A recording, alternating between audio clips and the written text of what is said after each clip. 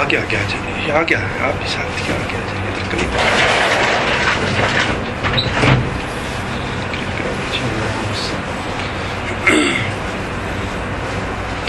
الحمد للہ رب العالمین والعاقبۃ للمتقین، الصلاۃ والسلام علی سید الانبیاء وخاتم الانبیاء والمرسلین، اما بعد فاعوذ باللہ من الشیطان الرجیم، بسم اللہ الرحمن الرحیم، فیہا یفرق کل امر حکیم، صدق اللہ العظیم وبلغناہ رسولہ النبی الکریم الامین۔ قال اللہ تبارک و تعالی فی شان حبیبہ، ان اللہ وملائکتہ یصلون علی النبی یا ایہا الذین آمنوا صلوا علیہ وسلموا تسلیما، اللہم صلی علی سیدنا و مولانا محمد وعلی آل سیدنا و مولانا محمد وبارک وسلم وصلی علیہ۔ بآواز بلند درود شریف پڑھیں، اللہم صلی علی سیدنا و مولانا محمد وعلی آل سیدنا و مولانا محمد وبارک وسلم وصلی علیہ۔ محترم سامعین، دعا ہے اللہ تعالیٰ مجھے اور آپ سب کو ہمہ وقت حق بیان کرنے، حق کو سننے، سمجھنے اور اس پر عمل کرنے کی مولا کریم توفیق عطا فرمائے۔ حضرات محترم، یہ شعبان المعظم، شعبان شریف کا مقدس پیارا مہینہ ہے۔ یہ وہ عظمت والا، شان والا مہینہ ہے جس کے متعلق رسول اللہ صلی اللہ علیہ وسلم نے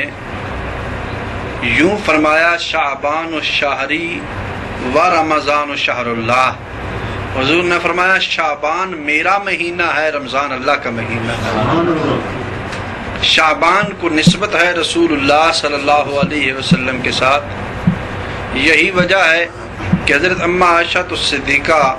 رضی اللہ تعالی عنہ فرماتی ہیں کہ رمضان کے علاوہ سب سے زیادہ روزے اللہ کے محبوب صلی اللہ علیہ وسلم شعبان کے اندر رکھا کرتے تھے۔ اور نبی رحمت صلی اللہ علیہ وسلم، آپ سے پوچھا گیا اللہ کے محبوب صلی اللہ علیہ وسلم شعبان میں اتنے روزے کیوں آپ رکھتے ہیں، اتنی عبادت؟ نبی رحمت صلی اللہ علیہ وسلم کی جو کثرت عبادت ہے نا، آج نعوذ باللہ الیاذ باللہ کچھ کلمہ پڑھنے والوں نے بھی اس طرح کے اعتراضات کیے کہ حاشا وکلا کہ امتی جو ہے اعمال میں بسا اوقات نبی سے بھی بڑھ جاتا ہے، الیاذ باللہ حاشا وکلا۔ اب مسئلہ یہ ہے کہ اگر آپ باقی ساری وجوہات کو چھوڑیں کہ کن کن وجوہات سے نبی رحمت صلی اللہ علیہ وسلم کو اعمال میں فضیلت ہے، یعنی اور بھی کئی وجہ ہیں، لیکن آپ سیدھا یہی عمل لے لینا، سیدھی سی بات ہے کہ جو ظاہراً ہے، ایک تو وہ ہو گیا نا، جیسے آج شخص نیکی کرتا ہے تو جو کرنے والا جو کہتا ہے نیکی کرو، تو اس کے کہنے کے اوپر جتنا کوئی نیکی کرتا ہے اسے اتنا نیکی مل جاتی ہے۔ تو ظاہر ہے نبی رحمت صلی اللہ علیہ وسلم نے ساری کائنات کو حکم دیا ہے، اب کائنات کے جتنے لوگ نیکیاں کرتے ہیں اللہ کے محبوب صلی اللہ علیہ وسلم کو اتنا نیکیاں ہر لمحے آپ کو قبر شریف میں بھی مل رہی ہیں۔ بھئی اس وقت ارباں لوگ موجود ہیں، ارب سے زائد مسلمان اس وقت موجود ہیں دنیا میں۔ وہ کوئی کلمہ شریف پڑھ رہا ہوگا، کوئی نماز پڑھ رہا ہوگا، کوئی ذکر، کوئی تلاوت، کوئی نعت، کوئی کچھ نہ کچھ تو کر ہی رہا ہوگا، صدقہ، خیرات، زکوٰۃ، حج، کوئی نہ کوئی عمل کر رہا ہے۔ تو اس کے عمل کا ثواب جو اسے پہنچتا ہے اس سے کئی گنا زیادہ کر کے اللہ اپنے محبوب کو عطا فرما دیتا ہے۔ اب ایک ارب سے زائد لوگ وہ جو نیکی کرتے ہوں گے ان کو کئی گنا بڑھا کر ہر لمحے میں حضور کی بارگاہ میں پیش کیا جا رہا ہے۔ تو بتائیں ایسا کون شخص ہے جس کی اتنی نیکیاں ہو جائیں؟ تو کیسے آدمی کہہ سکتے ہیں کہ بڑھ سکتے ہیں؟ نعوذ باللہ الیاذ باللہ۔ لیکن ان ساری وجوہات دیگر کو چھوڑیں، صرف ظاہری اعمال کی جو ظاہری حیثیت سے لیتے ہیں کہ نبی رحمت صلی اللہ علیہ وسلم کتنا عمل کرتے تھے، آج ہم کیا کر رہے ہیں؟ نبی رحمت صلی اللہ علیہ وسلم، حضرت ام عائشہ صدیقہ رضی اللہ تعالیٰ عنہ کے ایک حدیث پاک میں ارشاد فرماتی ہیں کہ رات کے وقت جس وقت اللہ کے محبوب صلی اللہ علیہ وسلم عبادت کے لیے اٹھتے تو ایک دن ایسا بھی آیا کہ جب آپ نے اتنا طویل سجدہ کیا، اتنا طویل سجدہ کیا، اتنا طویل کہ مجھے خطرہ لاحق ہوا، خدشہ ہوا کہ کہیں اللہ کے محبوب صلی اللہ علیہ وسلم کی روح تو پرواز نہیں کر گئی۔ اور حضرت ام عائشہ صدیقہ رضی اللہ تعالیٰ فرماتی ہیں میں نے پھر ہاتھ لگا کر ہلا کر دیکھا کہ اللہ کے محبوب صلی اللہ علیہ وسلم آپ کی روح مبارک موجود ہے۔ اب کتنا وہ طویل سجدہ ہوگا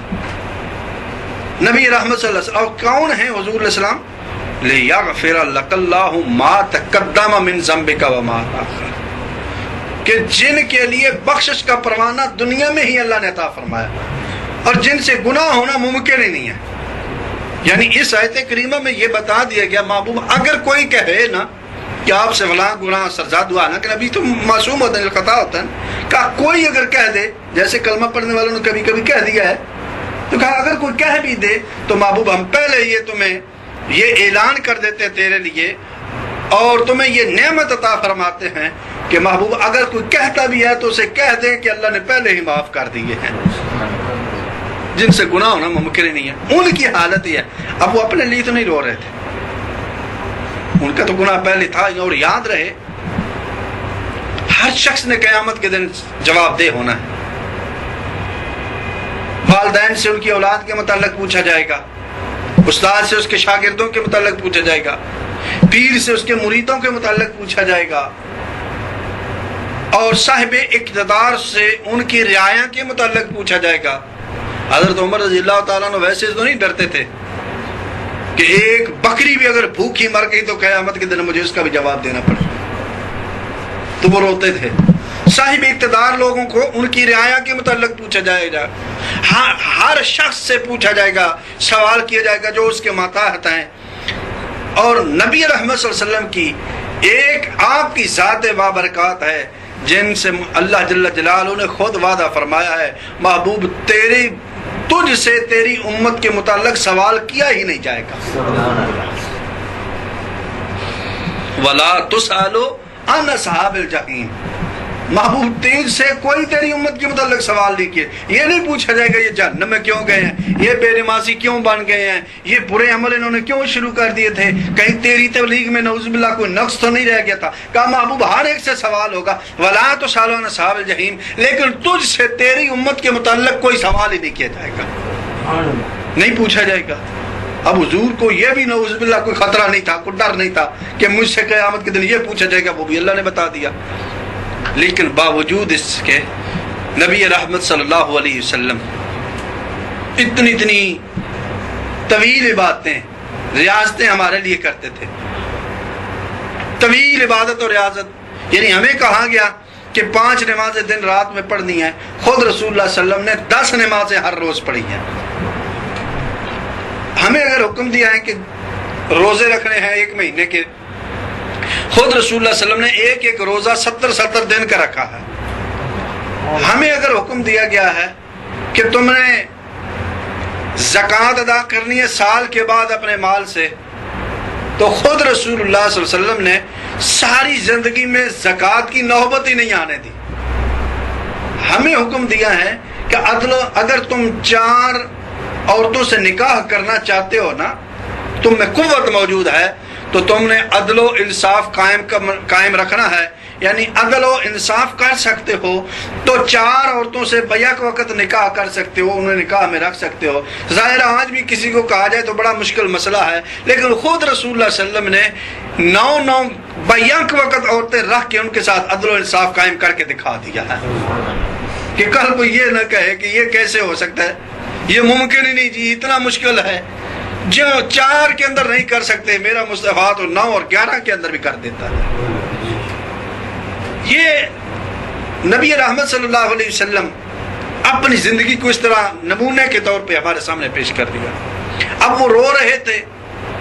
وہ اللہ کی بارگاہ میں التجائیں کر رہے تھے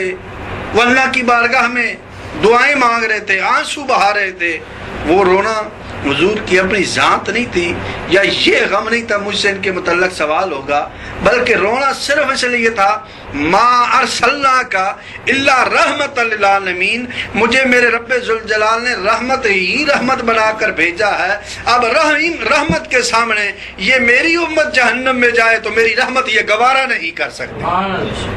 میری رحمت یہ گوارا نہیں کرتی، میری امت میری ہی آنکھوں کے سامنے جہنم میں جائے. تو رسول اللہ صلی اللہ علیہ وسلم امت کے غم میں، امت کے فکر میں رو رہے ہیں، رات کو بھی رو رہے ہیں، دن کو بھی رو رہے ہیں، اور امت کو بخشوانے کے لیے رو رہے ہیں.